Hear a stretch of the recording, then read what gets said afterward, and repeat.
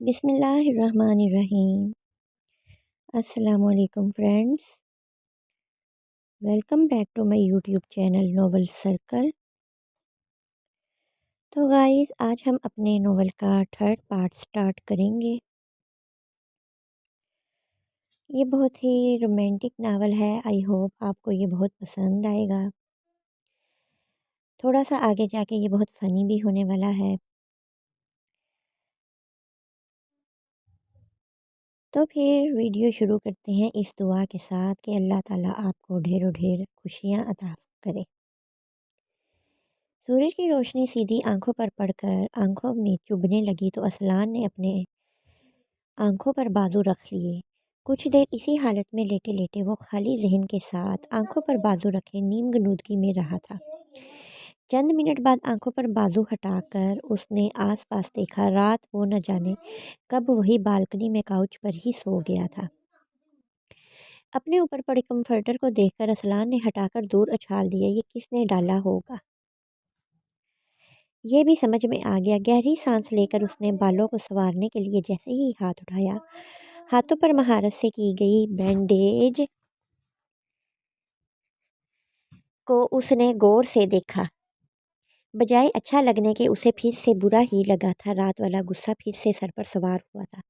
اسے اچھے سے سبق سکھانے کے لیے وہ تیزی سے کاؤچ سے اٹھ کر بالکنی سے باہر روم میں آیا تھا، مگر صاف ستھرا روم کسی بھی وجہ سے آری اس کا منہ چڑھا رہا تھا۔ آروشا آج اس سے پہلے ہی روم سے نکل کر نیچے جا چکی تھی۔ کہاں تک بچو گی آروشا؟ اسلان میر تمہاری ہمدردی کا سبق اچھے سے سکھاؤں گا میں۔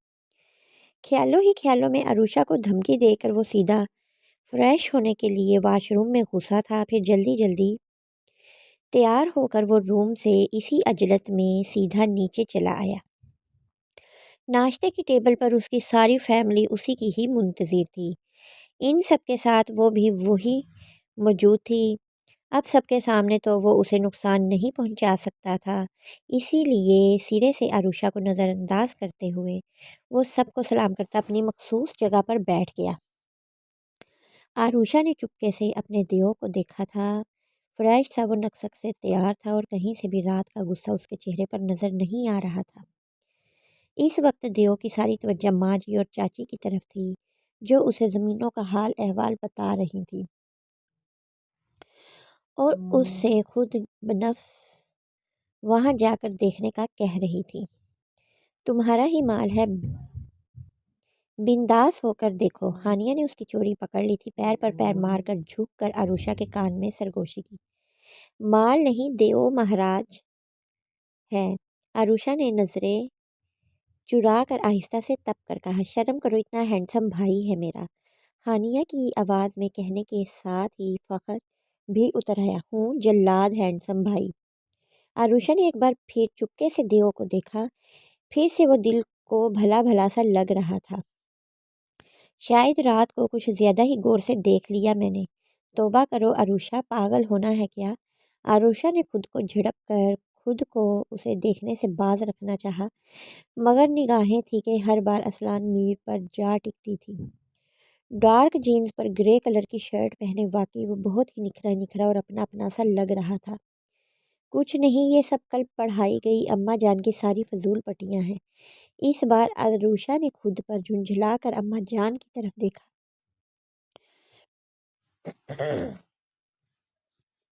وہ بھی اسے ہی دیکھ رہی تھیں۔ اس کے دیکھنے پر مسکرا کر اسے وکٹری کا نشان دکھایا تو آروشا نے بس اشارے سے نفی میں سر ہلایا۔ ان دونوں کو دیکھ کر ہانیہ اپنی ہنسی پر قابو نہیں رکھ پائی تھی۔ اس کے زور سے ہنسنے پر اسلان نے ماں جی سے اور چاچی سے نظر ہٹا کر اسے دیکھا۔ وہ مجھے ایک جوک یاد آ گیا تھا۔ ہانیہ اس کی نگاہوں سے گھبرا کر جلدی سے بہانہ بنا کر بولی۔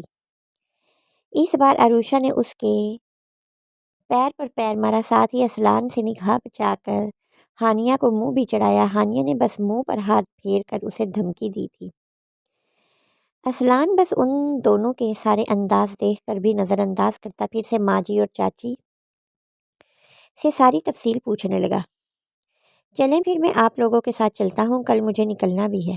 اسلان ٹیشو سے ہاتھ پونچھتا کرسی چھوڑ کر اٹھ کھڑا ہوا۔ اتنی جلدی لالا آپ چلے جائیں گے؟ ندا سیدھا بھی بہت چھوٹی تھی، اس لیے اب بھی اسلان سے لاڈ دکھا لیتی تھی۔ اب بھی روٹھ کر پوچھ بیٹھی۔ چاچی نے گھور کر اپنی بیٹیوں کو دیکھا، آنکھوں ہی آنکھوں میں تنبیہ بھی کی۔ اسلان اپنی کرسی چھوڑ کر ان دونوں کے پاس آیا تھا اور جھک کر باری باری دونوں کے سر کو چوما تھا۔ اس بار آؤں گا نا تو اپنی دونوں گڑیا کے ساتھ کئی دن گزاروں گا۔ مسکرا کر ان سے پیار سے بول کر وہ وہاں سے نکل کر باہر چلا گیا۔ باقی سب نے حیرت سے اسلان کا نرم رویہ دیکھا تھا۔ ایک مدت ہوئی اسلان نے اپنی بہنوں کے ساتھ ایسا محبت بھرا برتاؤ کرنا چھوڑ دیا تھا۔ اس حادثے کے بعد تو اس کے مزاج میں ایسی سختیاں آ چکی تھی، ان تینوں کے اوپر سے اس نے اپنی اتنی پابندیاں عائد کر دی تھی کہ وہ سب اس سے بہت ڈرنے لگی تھی۔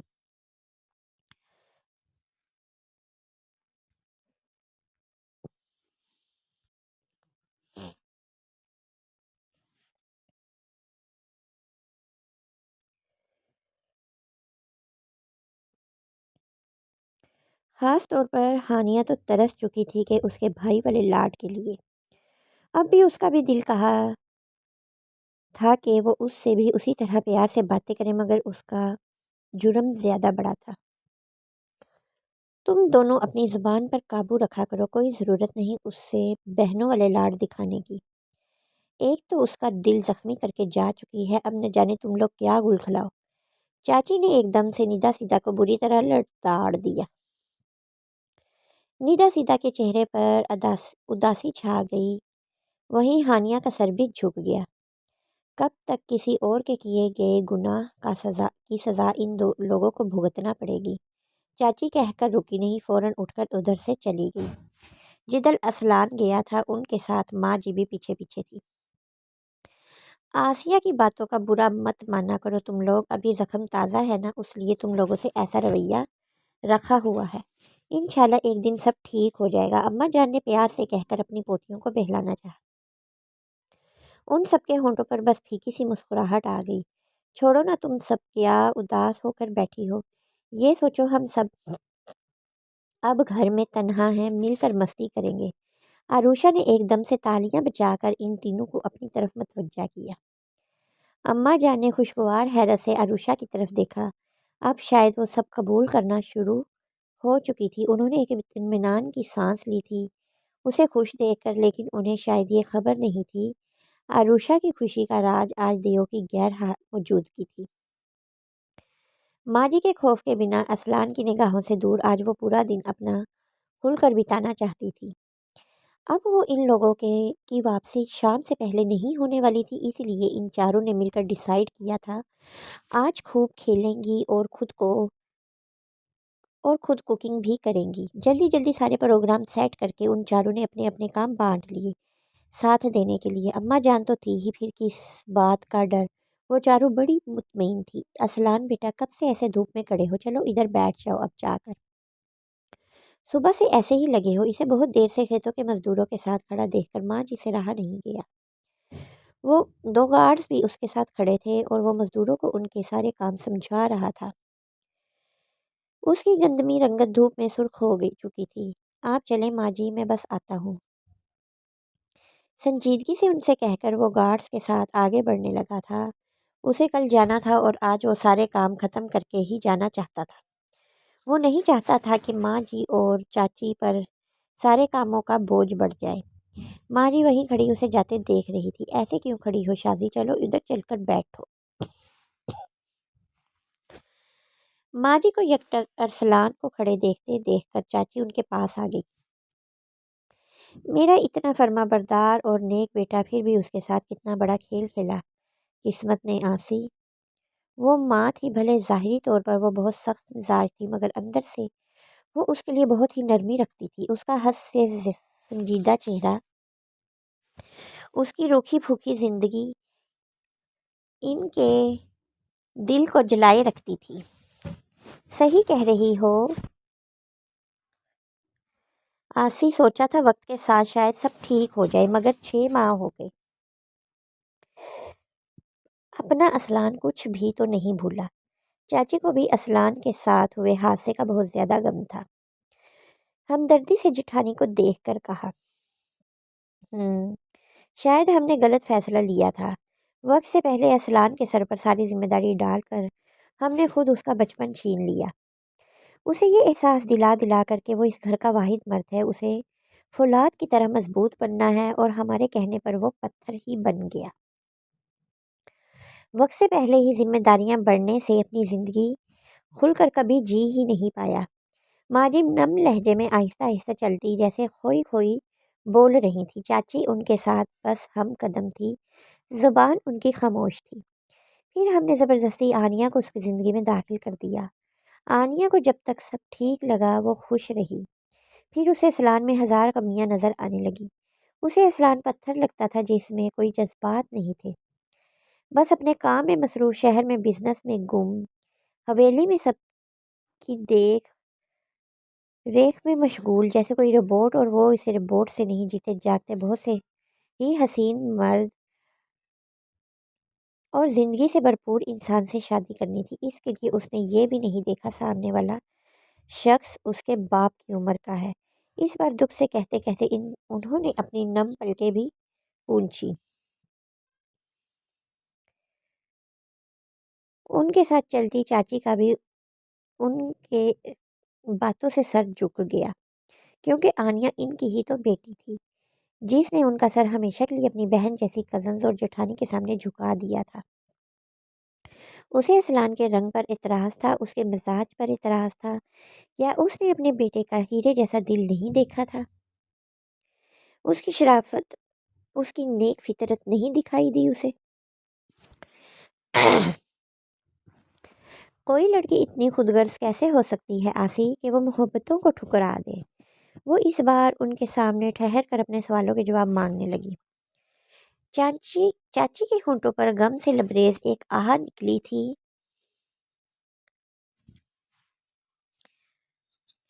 شازی کوئی اپنے دامن میں آگ بھرنا چاہے تو اس میں ہم کیا کہہ سکتے ہیں؟ اس نے ہیرے کو چھوڑ کر پتھر کو اپنا لیا ہے، یہ اس کی بدقسمتی ہے۔ کاش میں نے تمہیں اتنا فورس نہیں کیا ہوتا آنیا کو اپنی بہو بنانے کا، تو آج شاید سب ٹھیک ہوتا۔ ان کی آواز میں بھی نمی گھلنے لگی تھی۔ بیٹی کا غم انہیں اندر ہی اندر کھائے جا رہا تھا۔ ان کے چہرے پر چھائے قرب کو دیکھ کر ماں جی اور کچھ بھی کہے بغیر آگے بڑھ گئی، سر جھکائے جھکائے وہ بھی ساتھ ہو لی۔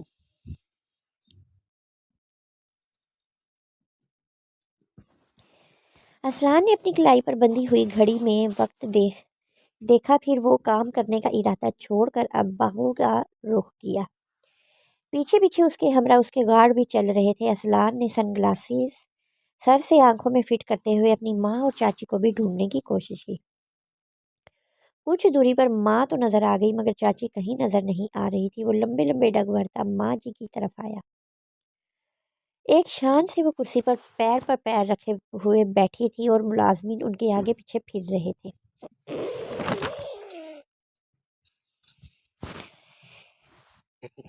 چاچی کہاں ہے؟ میں سوچ رہا ہوں باغوں والا کام بھی نپٹا لوں، ان کے پاس آتے ہوئے چاچی کا پوچھتے ہوئے اس نے عجلت میں کہا۔ رہنے دو اسلان، اب حویلی واپس چلتے ہیں، لنچ کا ٹائم بھی گزر گیا ہے۔ ماں جی اپنی جگہ سے کھڑی ہوتی ہوئی اس کے دھوپ سے تمتماتے ہوئے چہرے کو دیکھتے ہوئے بولی، نو ماں، مجھے کل نکلنا ہے اور اس بار میں سب کام نپٹا کر ہی جانا چاہتا ہوں۔ آپ لوگ ایسا کریں، حویلی واپس چلی جائیں، میں سب نپٹا کر آتا ہوں۔ گھڑی میں وقت دیکھتے ہوئے سنجیدگی سے منع کر کے انہیں جانے کو بولا۔ رہنے دو اسلان، اب چلتے ہیں، آج گرمی بھی بہت ہے، تم بھی تھک گئے ہو۔ انہوں نے ایک بار پھر کوشش کی۔ شیراز، تم ڈرائیور سے کہو ماں جی اور چچی کو حویلی لے جائے۔ اس بار ان کی بات نظر انداز کر کے اس نے اپنے پاس کھڑے گارڈ کو مخاطب کیا۔ ماں جی نے اس کی بات پر ٹھنڈی سانس بھری تھی۔ چاچی کہاں ہے؟ اسلان ادھر ادھر دیکھتے ہوئے پھر سے ان سے پوچھ رہا تھا۔ اسے جانے کی جلدی تھی، ان لوگوں کو کار تک چھوڑ کر اسے باغوں میں جانا تھا۔ پتہ نہیں کہاں چلی گئی ہے، دیر ہو گئی اب تو، ذرا دیکھ کر چھوٹی مالکن کو لے کر آؤ۔ کبرا، اس بار ماں جی نے اپنے پاس کھڑی ملازمہ کو حکم دیا۔ میں کار تک چھوڑ دیتا ہوں آپ کو۔ اسلان ان کا بازو تھام کر چلنے لگا۔ माँ जी ने इस बार साथ चलते हुए बहुत ही फख्र से अपने बेटे को देखा। इसको चुप कराना।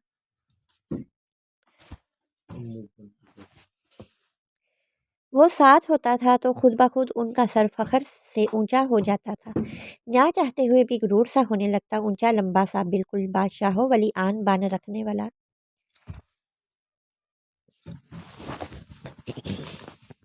बेटा वो उनके साथ उनके बाजू को नरमी से पकड़े साथ चल रहा था। सुना है आज अपने छोटे मालिक खेतों पर आए हैं। वो लोग खेतों के दरमियान पगडंडी पर चल ही रहे थे कि किसी मजदूर की आवाज़ कानों में पड़ी। हाँ, इतना सब कुछ होने के बाद भी बड़े आराम से गांव में सीना ठोक कर चलता है बेगैरत कहीं का। मेरी बीवी किसी के साथ भागी होती तो अब तक उसे ख़त्म कर देता, और ये साला आराम से उसके हाल पर छोड़कर यहाँ आकर सर उठाकर घूमता है। वो जो कोई भी थे उन लोगों की गैर मौजूदगी से अनजान थे, तभी बड़े आराम से असलान मीर की ज़ातियात में दखल दे रहा था। अगर उन्हें ज़रा से भी भनक होती कि असलान मीर उनके पीछे ही है, वो खुद अपनी ज़ुबान काट लेते।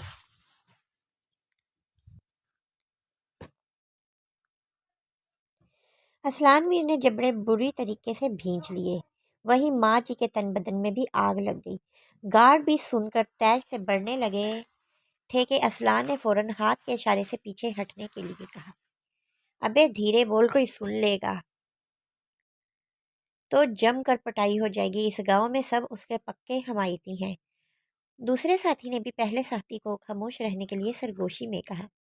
हाँ, साले की माँ ने सबकी औरतों पर एहसान जो डाले हुए हैं, और बेटा उसका जानशीन ही बड़ा सबका हमदर्द बनता है, मगर साले से अपनी बीवी ही नहीं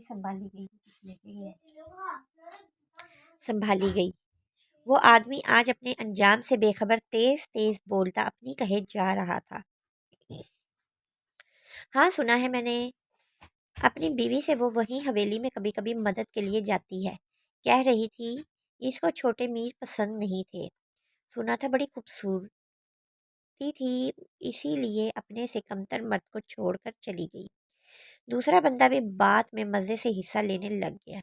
असलान की रगें तन कर फटने से लगी थी। गार्ड चाह रहे थे इन दोनों कुत्तों की तरह चीर कर फेंक दे, मगर मालिक के हुक्म के पाबंद थे जो न जाने क्या सुनना चाहते थे। माँ जी का गुस्से से बुरा हाल हो रहा था, मगर बेटे ने पूरी सख्ती से उनका बाजू थाम रखा था। साली वो कुछ ज्यादा ही रंगीन मिजाज रही होगी, वरना इंसाफ से तो है तो असलान मीर पूरा मर्द। उसकी आदत रही होगी हर जगह मुंह मारने की। पहले वाले ने बड़े ही घटिया तरीके से कहते हुए दूसरे साथी के कंधे पर हाथ मारा। असलान सबको रुकने का इशारा करते हुए दबे कदमों से उनकी तरफ बढ़ा। वो दोनों थोड़े फासले पर बैठे हुए थे और बिना कोई आहट पैदा किए बढ़ रहा था। असलान नहीं चाहता था वो दोनों उसकी आहट सुनकर भाग जाए और वो इनका शिकार ना कर सके। फिर भी दाद दूंगा असलान मीर को उसी फखर से बेगैरत बनकर घूम रहा है। वो दोनों हंसे। अबे फखर क्यों नहीं करेगा, सुना है दूसरी वाली पहली वाली से भी कियामत है। बस देखना है ये कितने दिन टिकती है। और अभी वो कुछ और बोलता कि असलान ने शेर की तरह दोनों को गिरबान से पकड़कर एक ही बार में जमीन की धूल चखा दी। अब वो दोनों थे और असलान मीर का जल्लाद वाला रूप। दूर दूर तक गांव में उन दोनों की चीखें गूंज रही थी। उसने कार अपनी पूरी रफ्तार से हवेली के गेट के अंदर लाई थी। रफ्तार इतनी ज्यादा थी कि टायर की रगड़ने की आवाज हवेली के बैरूनी हिस्से में गूंज उठी। उसके कार के पीछे पीछे दूसरी कार भी अंदर दाखिल हुई। असलान मीर ने पूरे तैश से कार का दर से उतर कर डोर बंद किया। बाल बिखरे, आस्तीनें उल्टी हुई थी और चेहरे से ही वहशत टपक रही थी। उसके पीछे पीछे माजी और चाची भी थी। उनके चेहरे पर भी गुस्से और दुख की तह थी। घास को अपने जूते तले रोनते हुए वो दाखिली दरवाजे की तरफ आया था, मगर अंदर मची चीखों पुकार हवेली में दाखिल होते ही इन तीनों ने साफ सुनी थी। तेज म्यूजिक का शोर, साथ हंसी और कहकों की आवाजें। माँ जी और चाची ने एक साथ एक दूसरे को बस देखा था। اسلان نے اپنے جبڑے اور بھی تیزی سے بھینچ لیے۔ پھر ماجی اور چاچی سے پہلے اسلان کے قدم اندر بڑھے تھے۔ اندر ان چاروں نے مل کر ایک ہنگامہ مچایا ہوا تھا۔ اماں جان بھی صوفے پر بیٹھی ہوئی ان چاروں کو دیکھ دیکھ کر نہال ہو کر تالی بجا رہی تھی۔ میز پر بکھرے کھانے پینے کے لوازمات اور میوزک کے دھن پر بھنگڑا ڈالتی وہ چاروں۔ اسلان کا خون اور بھی کھول گیا۔ اس کی غیر موجودگی ان لوگوں کے لیے ایسی باعث خوشی تھی کہ وہ جشن منا رہی تھی۔ اس نے سرخ ہوتی آنکھوں سے جھومتی ہوئی عروشہ کو دیکھا۔ آج 6 ماہ بعد اس نے اتنا خوش اسے دیکھا تھا، ہر فکر سے آزاد، ہر خوف سے بے نیاز۔ اس کے ساتھ اسلان نے مٹھیاں بھینچ لی۔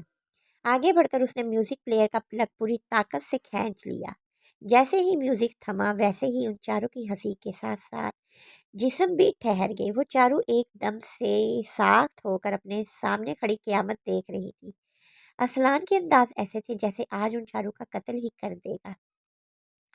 اس کا بکھرا حلیہ، آنکھوں سے نکلتی آگ، نیدا سیدھا ڈر کر صوفے پر ہکا بکا بیٹھی اماں جان کے ساتھ چپک گئی۔ عروشہ اور ہانیہ بس اپنی بچنے کی دعا کر رہی تھی۔ کیا ہو رہا تھا یہ سب؟ ماں جی کا تو خون پہلے ہی کھول رہا تھا۔ ان لوگوں کو دیکھ کر وہ آپے سے باہر ہونے لگی۔ آج ان کا ارادہ ہانیہ اور عروشہ دونوں کو تھپڑ مارنے کا تھا، اور وہ اسی ارادے سے آگے بڑھی۔ 1 منٹ ماں۔ جیسے ہی غصے سے ماں جی آگے بڑھ کر ان دونوں کو سبق سکھانے کا سوچا ہی تھا، اسلان نے ہاتھ اٹھا کر انہیں کچھ بھی کرنے سے روک دیا۔ وہ بس ہانیہ اور عروشہ کو کھا جانے والی نگاہوں سے گھورتی پھر سے پیچھے ہٹ گئی۔ اسلان قدم قدم چل کر ان دونوں کی طرف چلا آیا جو اس کی لہو رنگ آنکھوں کی تپش سے نگاہیں جھکائے ایک دوسرے کے پیچھے چھپنے کی پوری کوشش کر رہی تھی۔ میری غیر موجودگی تم لوگوں کے لیے آزادی کا پروانہ ہے نا؟ اپنی سرخ آنکھوں سے اس نے پہلے نیدا سیدھا کو دیکھا، پھر ان دونوں کے چہرے پر گاڑ دی۔ ان دونوں کے سر خوف اور احساس ندامت سے اور بھی جھکے۔ تم لوگ بھی یہاں اسلان میر کی بے غیرتی کا جشن منا رہی تھی، وہ ایک ایک لفظ چباتے ہوئے جیسے گرایا۔ نہیں بھائی، ہم تو بس اسلان کی بات ہانیہ کے دل پر نشتر کی طرح چبھی تھی۔ اس نے تڑپ کر کچھ کہنے کی کوشش کی۔ کسی کی بھی آواز نہیں نکلے گی، ایک آواز بھی نہیں۔ اس کی ایک ہی دھاڑ پر ہانیہ نے ہتھیلی منہ پر جما کر سسکی دباتے ہوئے چہرہ جھکا لیا۔ عروشہ کا ننھا سا دل ڈر کر رکنے لگا تھا۔ اس کے جلاد والا روپ دیکھ کر ہاتھ پیر بے جان ہو رہے تھے۔ ان آنکھوں سے جیسے شعلے نکل کر اس کے وجود کو جلا رہے تھے۔ اسلان ان دونوں کی طرف دیکھتے ہوئے بولنا نہیں دھاڑنا شروع ہوا تھا۔ میں کیا چاہتا ہوں تم لوگوں سے؟ تم لوگوں پر اتنی پابندیاں کیوں لگا رہا ہوں تاکہ کل کو کوئی ایک اور آنیہ تیار نہ ہو جائے؟ نہیں، بالکل نہیں، مجھے یقین ہے میری تینوں بہنیں آنیہ بالکل نہیں ہیں، مگر باہر جو بھیڑیے موجود ہیں وہ میری بہنوں کو اپنے جال میں پھنسا کر انہیں نوچ کھائیں گے۔ اپنے پورے جاہو جلال سے بولتے ہوئے اس کی آواز پوری حویلی میں گونج رہی تھی۔ ملازمائیں بھی سب چھپ کر اپنی اپنی جگہ پر بیٹھ گئی۔ میں نے تم لوگوں کے لیے کیا نہیں کیا، اپنا آپ بھلا کر بس تم لوگوں کے لیے جیا، اپنا بچپن بھلا کر بس تم لوگوں کے لیے ایک مضبوط برت بنا تاکہ کوئی میری عزت، میری ناموس پر ہاتھ نہ ڈال سکے۔ میری ماں، میری چچی، سب نے جو کہا وہ سب اسلان میر نے کیا۔ پھر بھی تم لوگوں کو یہی لگتا ہے کہ اسلان میر ظالم ہے، جلاد ہے، ہر جذبات سے خالی ایک پتھر ہے۔ اس کی آواز غم و غصے سے پھٹ سی گئی۔ اماں جی بہت ہی بے بسی سے اپنے بیٹے کے سرخ ہوتے چہرے کو دیکھتے ہوئے اسے بولتے سن رہی تھی۔ میں ظالم جلاد صرف اس لیے بنا کہ کوئی میرے خاندان کو ٹیڑھی نگاہ سے نہ دیکھے۔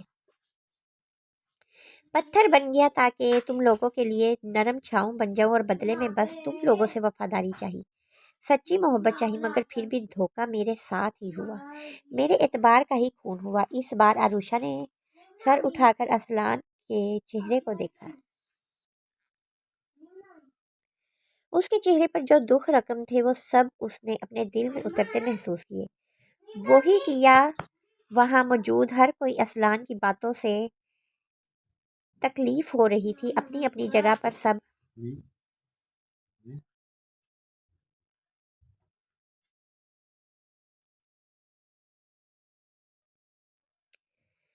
اپنے آپ کو مجرم محسوس کر رہے تھے۔ باہر مجھے لوگ بے غیرت بولتے ہیں، میں کیسے سب کو فیس کرتا ہوں کسی کو کوئی اندازہ بھی نہیں ہے۔ 1 منٹ میں چاہوں تو اپنی بے عزتی کا بدلہ اس سے لے سکتا ہوں، کوئی کچھ نہیں بگاڑ سکتا میرا، مگر بس آپ لوگوں کے لیے میں نے خاموشی اختیار کی ہے اور بدلے میں میرے اپنے مجھ سے آزادی چاہتے ہیں۔ واہ!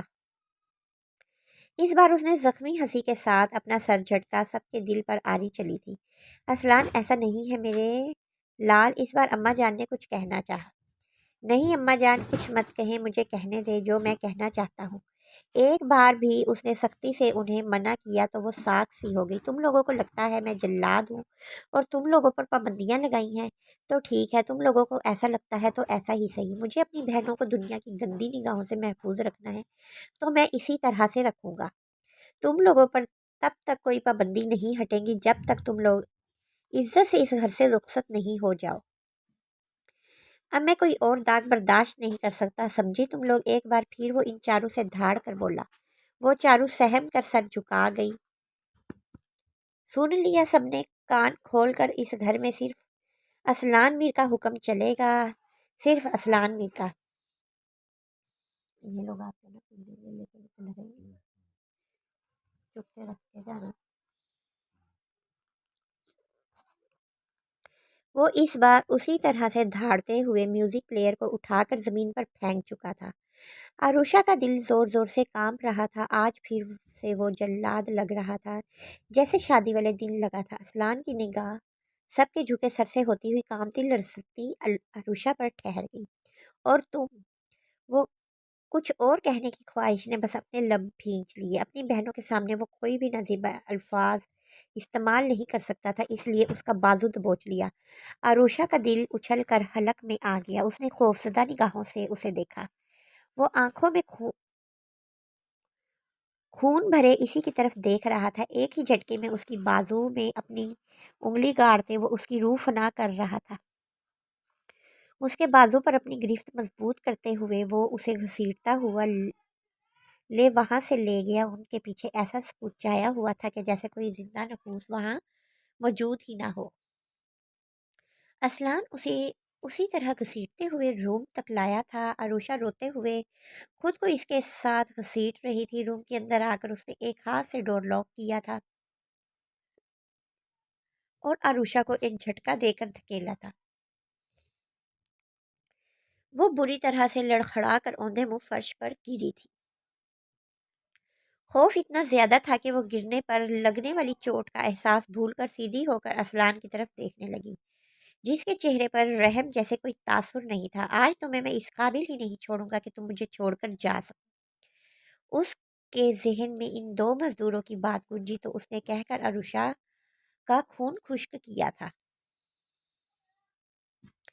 اس کے ساتھ ہی گائز ہم آج کی ایپیسوڈ کا دی اینڈ کرتے ہیں۔ کل انشاءاللہ اسی وقت آپ کے لیے ایپیسوڈ 4 لے کے آئیں گے۔